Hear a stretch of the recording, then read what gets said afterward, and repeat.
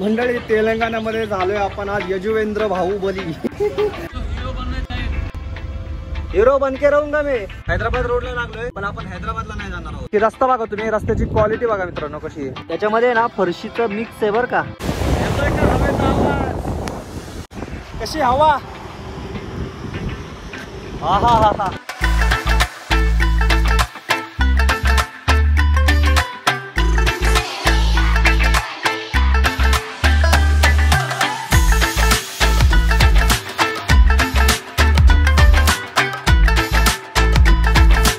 सुप्रभात मंडळी, स्वागत आहे आपल्या आणखी एका नवीन व्हिडिओ मध्ये, आणखी एका नवीन दिवसामध्ये. सकाळचे वाजलेले आहेत 5 आणि आता आपण इथून निघतोय आणि जरासा हलका हलका पाऊस झालेला आहे पाहू शकता. बाकी चला निघूयात आणि जेवढं लवकर निघेल तेवढं रस्ता कव्हर होईल. आणि पुढे आता नांदेड पुन्हा निजामाबाद वगैरे लागणार त्याच्यामुळे ट्रॅफिक लागायच्यात. फटाफट निघून जाऊ आपण. मस्त झोपूशी वाटतंय, मस्त आरामशीर पडूशी वाटतंय पण नाही झोपू शकत आपण, उठूशी वाटत नाही राहू. चला निघूयात. सगळ्यात पहिलं आपल्याला डिझेल भरायचंय. बेंडकुळे ताई कुठं चालली आता एवढा सकाळ सकाळ. चिंतूरच्या अलीकडे आहोत आपण. 92 रुपये या ठिकाणी रेट. मला वाटतं 1000 रुपयाच भरावं. मंडळी डिझेल फक्त 1000च टाकले आहे. म्हणलं बाकीचं काय असेल ते पुढे टाकू आपण.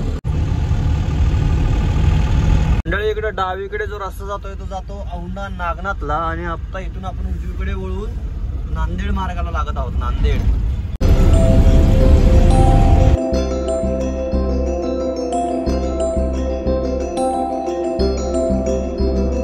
नांदेड जिंतूर रोड आहे आणि रेल्वे गेट आहे. हा या गाडीची हाईट बघा ना, एकदम कट्टुकट बसते. उडी बाबा, अरे भाई घासल घासल, एकदम कट्टुकट एकदम कट्टुकट. कसा विषय आहे याचा. ही एकमेव अशी गाडी आहे जी तुम्ही महाराष्ट्रातल्या कुठल्याही कोपऱ्यात जावा. आपण गुजरात बॉर्डर पासून ते आता डायरेक्ट तेलंगणा बॉर्डर पर्यंत आलेलो आहोत तरी सुद्धा आपल्याला ही गाडी दिसती म्हणजे दिसतेच. ती म्हणजे महाराष्ट्राची लाल परी. अर्धापूरच्या जवळ आहोत म्हणजे आता आपण नांदेड बायपासला आहोत. गाडी या ठिकाणी लावलेली. समोर इकडं ढाबा किंवा हॉटेल आहे, महाराष्ट्र हॉटेल म्हणून. आणि एक व्हिडिओ अपलोड केलेला आहे तर त्याचं थंबनेल सुद्धा बनवून घेतो म्हणजे नो टेन्शन. आज तुम्हाला ब्लॉग पाहायला भेटेल. मंडळी या नाश्ता करायला मस्त अशी नांदेडची सुप्रसिद्ध खिचडी कढी खातोय आपण. इकडे खिचडी कढी म्हणतात आणि आपल्या इकडं राईस म्हणतात, राईस कढी. आणि टेस्ट एकदम मस्त आहे बरं का, जबरदस्त आहे. समोर बघा बायपासला काय सीन चाललाय. बरोबर 8 वाजलेले आहेत. 93 किलोमीटर केले आपण सकाळपासून कव्हर. सकाळी बरंच अंतर कव्हर होतं बरं का. आता जेवढं होतं तेवढं कव्हर करेल. हा चला एसटीच्या मागे जाऊ. एसटीच्या मागे मी म्हणलं रस्ता दिसत नाहीये, सगळ्या गाड्या येतात, जायचं कुठून. लाल परिवाल्यांचं काय बाबा, खतरनाक माणसं आहेत ती, धड घालतात. काही म्हणा आज एकदम हलका नाश्ता झाला नाही तर सारखं ते पराठा हे ते. आपण रस्त्यात चुकलो होतो, जरासं पुढे आलो. आपल्याला इथून डावीकडे वळायचं होतं. ऍक्च्युली काय हा रस्ता जो जातो तो हैदराबाद मार्गे जातो. आपल्याला जायचंय ते निजामाबाद मार्गे जायचंय, त्याच्यामुळे थोडीशी महाग घेऊयात. पहिलं तर अभिनंदन सर्वांचं. आपली जी गाडीची रनिंग आहे ती झालेली आहे 40,000 किलोमीटर पूर्ण. फक्त 10,000 किलोमीटरला आपण हाफ सेंचुरी मारतोय. दिसली का? 40,000 रनिंग झाली. 40,000. आता 40,000 रनिंग झाली तर आपल्याला खर्च सुद्धा वाढलेला आहे. सर्व्हिसिंगचा खर्च प्लस आपल्याला हाफ ग्रीसिंग करावी लागणार आहे गाडीची. पण माझा विचार आता गाडी पोहोचल्याशिवाय तर आपण काही करू शकत नाहीये. या ट्रिप मध्ये आपण निघालोय आणि पाऊस नाही, असं कधी होईल का? हे बघा. वा वा वा वा वा. मला वाटतं शेवटपर्यंत साथ देणार आहे आपल्याला पाऊस. गुजरात पासून ते डायरेक्ट आंध्र प्रदेश पर्यंत.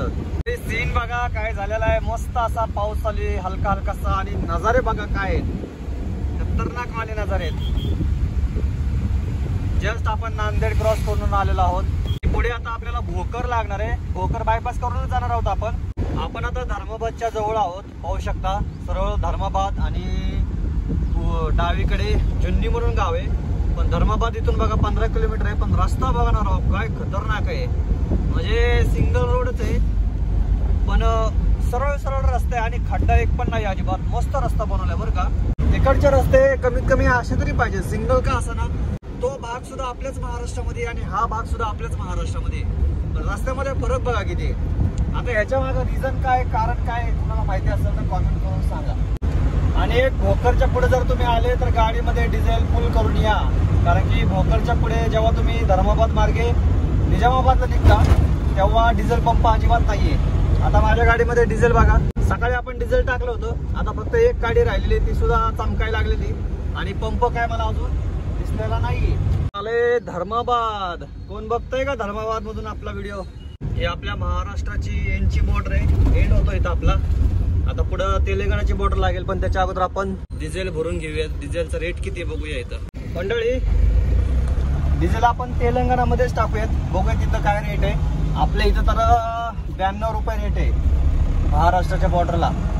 तेलंगणामध्ये आता बघूया, जास्त नसेल मला वाटतं, कमीच असेल. मंडळी बरोबर इथून आता आपली महाराष्ट्राची बॉर्डर संपते आणि तेलंगणाची बॉर्डर सुरू होते.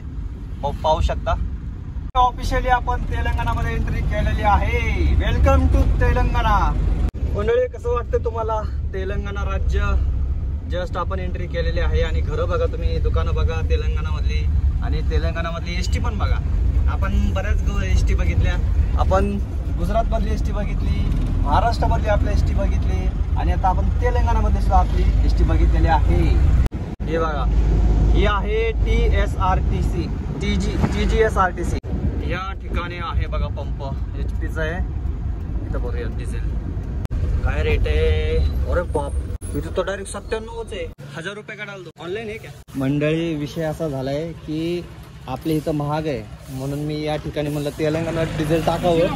तेलंगणामधला रेट बघा, या ठिकाणी 97 रुपये रेट आहे आणि आपण महाराष्ट्रामध्ये होता 92 रुपये रेट. 5 रुपयाचा फरक एकदम. 1000 रुपयाच टाकतोय, बाकी मग बघूया ह्याच्यामध्ये आंध्र प्रदेश मध्ये टाकूयात. चांगला पचका झाला आपला, चांगला पचका. एवढा पचका खतरनाक कधीच नाही झाला. असो, चला आता काय करता.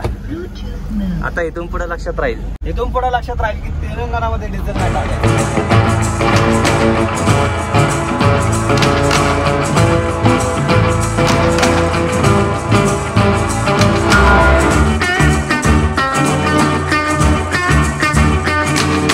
मंडळी या ठिकाणी थांबले. कोणतं गाव आहे? जनकमपेट म्हणून आहे, निजामाबाद डिस्ट्रिक्ट. एक महत्वाचं काम आपल्याला करायचं होतं, ते म्हणजे पाण्याचा जार घ्यायचा होता मला. वेगवेगळे कलर आहे त्याच्यामध्ये, ड्रम मध्ये पण आहे, पुन्हा ब्ल्यू कलर मध्ये पण आहे, पिंक कलर मध्ये पण आहे. ब्ल्यू कलर मधलं बघूया आपण.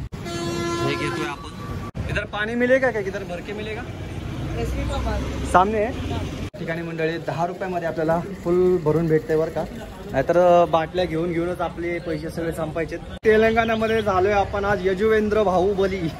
बाहुबली झालोय आज, बाहुबली. टेन्शन नाही, जोडे राव. हे 10 लिटरच्या वर आहे बहुतेक, माझ्या मते 20 लिटरचं असेल, 20-25 लिटरचं. चला, बराच वेळ गेला. या ठिकाणी आपली गाडी थांबवली होती. ज्याच्यासाठी ओ नाम क्या बोला उसका पर्ची का? गोवा पर्ची, म्युसी गोवा पर्ची. ते म्युसी गोवा पर्ची म्हणून असते. आणि आपली महाराष्ट्राची गाडी MH12 बघून त्यांनी आपली गाडी थांबवली होती. आणि आपल्या सोमनाथ भाऊला फोन केला होता, ते म्हणले गाडी थांबू नको, जाऊ दे बिंदास. आपण 1 रुपया सुद्धा नाही दिलेला यांना. आपण निघतो इथून. 1 रुपया पण नका देऊ अशा लोकांना. हे थांबलेले असतात, गाडी वगैरे अडवते तुमची. हिरो बन के रहूंगा मी.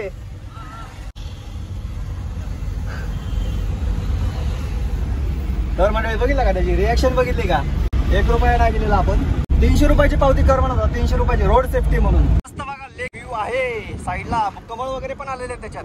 हे लागलो आपण NH44 ला, हैदराबाद रोडला लागलोय, पण आपण हैदराबादला नाही जाणार आहोत. आता हा जो रोड आहे ना आपल्याला पुढे 33 किलोमीटर पर्यंत रामायण पेठ पर्यंत लागणार आहे. त्याच्यानंतर आपण लेफ्ट घेऊन एक्झिट करणार हा रस्ता आणि मग नंतर डायरेक्ट पुढे कामारेड्डी, सिद्धपेठ, सोनपेठ काय ते पुढे लागेल आपल्याला. मंडळी कामारेड्डी 33, हैदराबाद 153, बेंगलोर, बापरे कन्याकुमारी 1397. इथून एक्झिट करतोय आपण हैदराबाद रोड. डिझेल भरूयात. सुद्धा रेट 96च आहे. भावांनो, फक्त 1000चं टाकतंय डिझेल मी. पहिलंच फुल केला असतं तर बरं झालं असतं. 6 रुपयाने बघा ना, 30 लिटर जरी बसलो तरी किती झाले पैसे? 180 रुपये जातात जास्त, 180.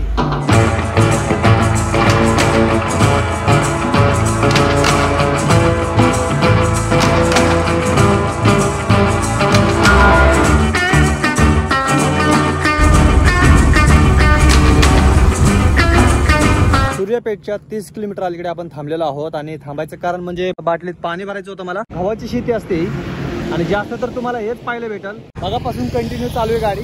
आणि व्ह्यू बघा इथला काय आहे. समोर अशी डोंगर रांग आहेत आणि तुम्हाला ह्या बाजूला म्हणजे तेलंगणा आणि आंध्र प्रदेश साईडला तुम्हाला असे डोंगर सगळे पाहायला भेटतील. जो हैदराबाद वरनं विशाखापट्टणमला रस्ता जातो मेन, तो सूर्यापेठ वरनं जातो, म्हणजे पुढे सूर्यापेठ विजयवाडा वगैरे असं लागतो. तर बघूया, माझा विचार आहे की सूर्यापेठ वरून विजयवाडा मार्गे जायचं, कारण की विजयवाडा वरून रस्ता मला माहिती आहे, एकदम जबरदस्त रस्ता आहे, टाइम कव्हर होईल. त्याच्यामध्ये ना फरशीचं मिक्स आहे बरं का, फरशीचे तुकडे त्याच्यामध्ये मिक्स. मंडळी गाडी त्या ठिकाणी लावलेली आपली आणि जस्ट असं म्हणलं यावं चालत चालत इकडं. तर हे बघा काय आहे, हे तुम्हाला ह्याची शेती सगळीकडे दिसल. तेलंगणामध्ये एंट्री करताना तशी तुम्हाला ह्याची शेती दिसल. काय माहितीये का, हे आहे बघा गहू आहे, गहू अजून कच्चा आहे बरं का. हाताचा कलर का असा दिसायला लागला माझ्या. संध्याकाळच्या वेळेला मस्त वातावरण झालंय, मस्त वाटतंय बरं का, म्हणजे वातावरण वगैरे भारी वाटतंय. म्हणजे असं वाटतंय कमायला लागलं इकडं, असं राहावंच वाटायला डायरेक्ट. विजय होतंय तुमचा शिफ्ट आता इकडं, मस्त वातावरण आहे.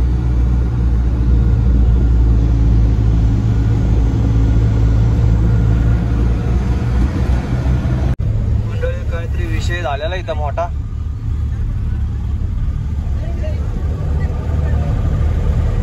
विषय काय नाही, जत्रा वगैरे वाटते काहीतरी. कसं आहे एरोप्लेन, कसं आहे आपलं नवीन एरोप्लेन. आलो बघा मंडळी आपण सूर्यापेठ जवळ. विजयवाडा इथून 147 आणि हैदराबाद उजवीकडे 134 किलोमीटर राहिलेले. आता डायरेक्ट एकदम 4 लेन आहे, त्याच्यामुळे काही टेन्शन नाही. आता पेट्रोल पंप मधनं घातले असते तर बरं झालं असतं, डायरेक्ट इकडे आलो असतो आपण ह्या रोडला. उगाच्या उगा तिकडे घातली. गुजरात पासून निघाल्यापासून फक्त आता आपण 100 रुपयाची एंट्री दिलेली. पण मंडळी आता इथून पुढे जो रस्ता आहे ना, डायरेक्ट विशाखापट्टणम पर्यंत एकदम क्लास रस्ता आहे, क्लास. जसा दिसतोय ना आता सेम तसाच रस्ता आहे, काहीच फरक नाही, डायरेक्ट विशाखापट्टणम पर्यंत.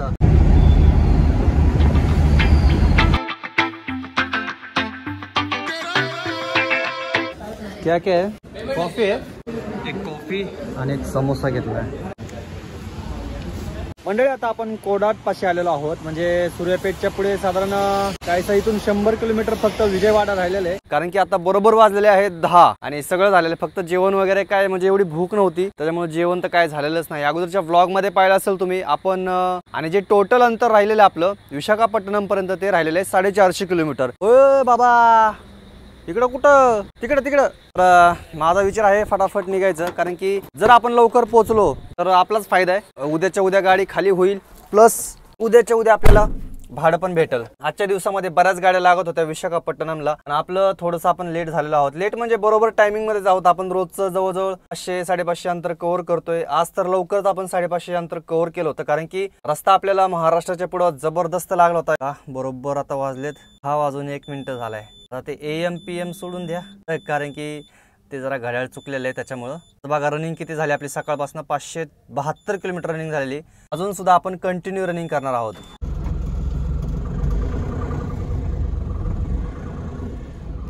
मंडळी बरोबर आलेला आहे बघा चिल्लाकाल्लू टोल प्लाझा.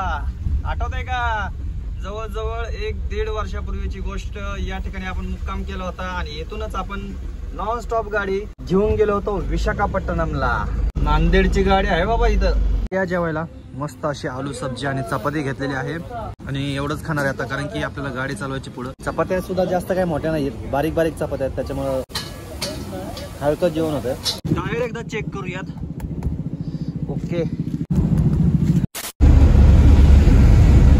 वारा एवढं जोरात चालले ना, तुम्हाला दिसत असेल वरती लाईटीच्या ह्याच्यात बघा, लाईटीच्या ह्याच्यात म्हणजे अक्षरशः ना गाडी हलते माहिती का.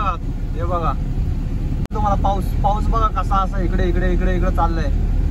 हे बघा मस्त असा प्रवास चालू आहे आणि आता बरोबर वाजलेले आहेत 2:30 आणि मस्त अशा गप्पा मारत चाललो होतो. जवळजवळ 2 तास गप्पा मारल्यात आणि अंतर कसं कव्हर झालं ते सुद्धा कळालं नाही. आपल्या डोंगरे मामावर गप्पा मारत होतो, ते सुद्धा प्रवास चालू आहे त्यांचा.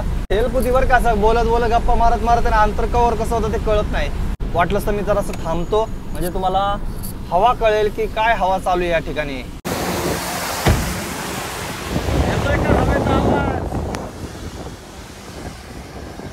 कशी हवा, हा मंडळी कसला पाऊस चालू आहे जोरात. म्हणजे हवा पण चालू आहे, पाऊस पण चालू आहे आणि हे बघा दिसत असेल तुम्हाला गाडीच्या आतमध्ये जाऊयात, बाहेर नको थांबायला. भिजायला लागू बघा.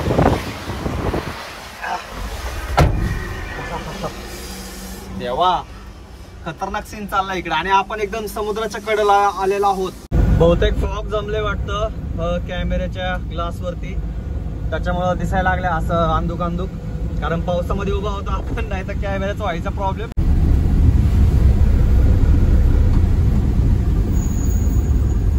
आंध्र प्रदेशमध्ये गाड्यांसाठी सिस्टीम बघा मंडळी कशी आहे.